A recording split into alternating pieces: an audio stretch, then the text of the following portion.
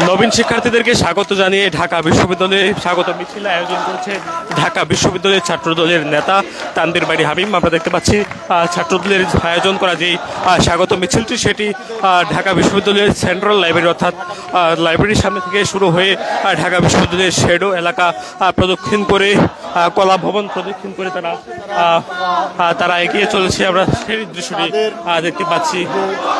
ছাত্রদলের যারা নেতাকর্মীরা রয়েছেন তারা রয়েছেন এখানে উপস্থিত এবং আমরা দেখতে পাচ্ছি ছাত্রদলের নেতা তানভীর বাড়ি হাবিব তিনি উপস্থিত আছেন, পাশাপাশি ছাত্রদলের নারী সদস্য যারা রয়েছেন তারা উপস্থিত আছেন, পাশাপাশি সাধারণ শিক্ষার্থীরাও কিন্তু এখানে উপস্থিত আছেন। অর্থাৎ এই যে বলা চলে এখানে ছাত্রদের আয়োজন করে আজকের যে স্বাগত র্যালিটি সেটিতে শিক্ষার্থীরা অংশগ্রহণ করেছেন এবং তারা এই যে স্বাগত মিছিল বা র্যালিটির যে আয়োজন করেছেন সেই স্বাগত র্যালিটিতে তারা বলছেন যে এসো নবীন দলে দলে ছাত্রদলের পতাকা তোলে এবং তারা বিভিন্ন স্লোগান দিচ্ছেন। সেই স্লোগান দিয়ে দিয়ে তারা এগিয়ে চলেছেন। বর্তমানে কলা ভবনের সামনে দিয়ে তারা মধুর ক্যান্টিন অতিক্রম করে ক্যাম্পাসের বিভিন্ন গুরুত্বপূর্ণ স্থাপনা বা ক্যাম্পাসের গুরুত্বপূর্ণ যে এলাকা সেই এলাকাগুলো আসলে তারা প্রদক্ষিণ করছেন। সেই দৃশ্যটি আপনারা দেখতে পাচ্ছেন।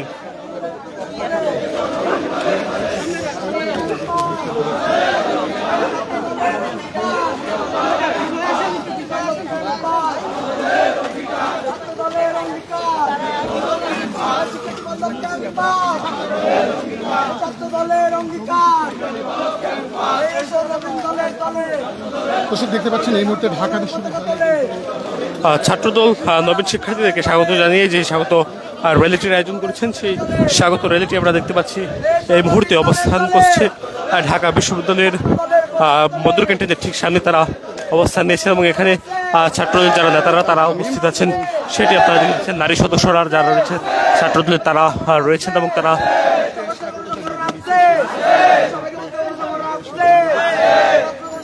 মধুর ক্যান্টিনের সামনে অবস্থান নিয়ে ছাত্রদলের যারা নেতাকর্মীরা তারা স্লোগান দিচ্ছেন সেই দৃশ্যটি আপনারা দেখতে পাচ্ছেন। আপনাদেরকে দেখানোর চেষ্টা করছি ছাত্রদলের যারা নেতারা রয়েছেন তারা স্লোগান দিচ্ছেন এখানে।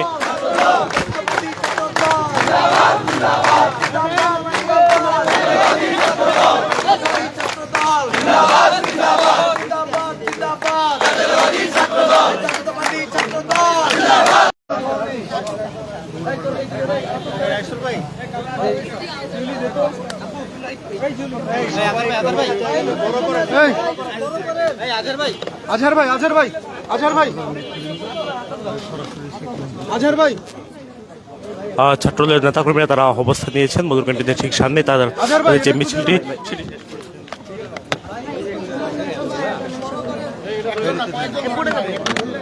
কয়েকজনে ঠিক আছে।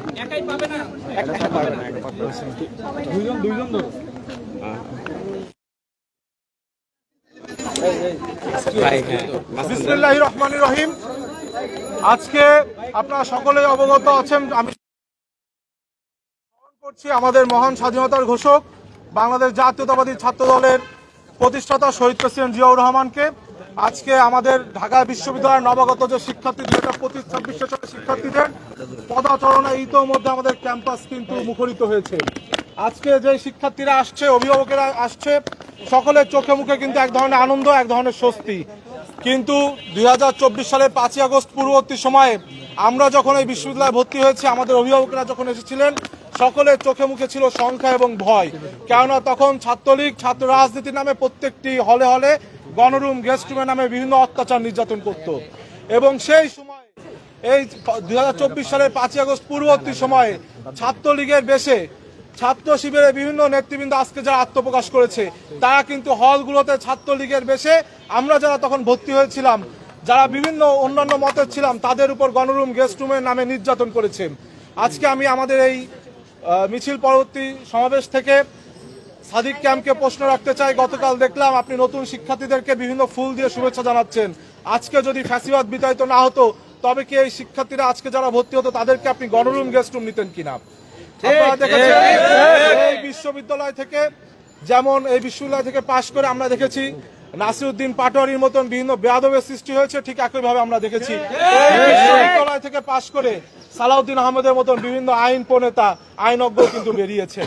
আমরা দেখেছি এই বিশ্ববিদ্যালয় থেকে বেরিয়ে এই বিশ্ববিদ্যালয়তে পড়ে বিভিন্ন যারা রয়েছে তারা বিভিন্ন সময় 5ই আগস্ট পরবর্তী সময়ে এই আপনার যে জুলাই আগস্ট গণঅভ্যুত্থানকে কুক্ষিগত করার চেষ্টা করেছে। আবার আমরা দেখেছি এই বিশ্ববিদ্যালয়ে পড়ে আজকে মাননীয় প্রধানমন্ত্রী তারেক রহমান তিনি কিন্তু এই জুলাই আগস্ট গণঅভ্যুত্থানের যে ক্রেডিট এটা সারা বাংলাদেশের জনগণকে দিচ্ছেন। সুতরাং আমরা আজকে যারা বিশ্ববিদ্যালয়ের নবাগত শিক্ষার্থী তাদেরকে আহ্বান জানাবো তারা যেন আমাদের সত্যের পথের সংগঠন, দেশপ্রেমিকতার সংগঠন, সাধারণ শিক্ষার্থীদের শিক্ষার্থী বান্ধব সংগঠন, শিক্ষা বান্ধব ছাত্র সংগঠন বাংলাদেশ জাতীয়তাবাদী ছাত্র দলে তারা সহশিক্ষা কার্যক্রম হিসেবে এই আদর্শিক যে ছাত্র সংগঠন সেখানে যুক্ত হয় এবং নিজেদের মেধা মনন সৃজনশীলতা উৎকর্ষের মাধ্যমে আগামী দিনে এটি তাদের পাথর হিসেবে কাজ করবে।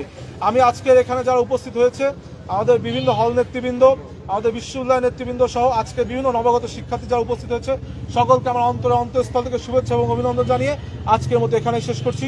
সবাইকে ধন্যবাদ। বাংলাদেশ জিন্দাবাদ।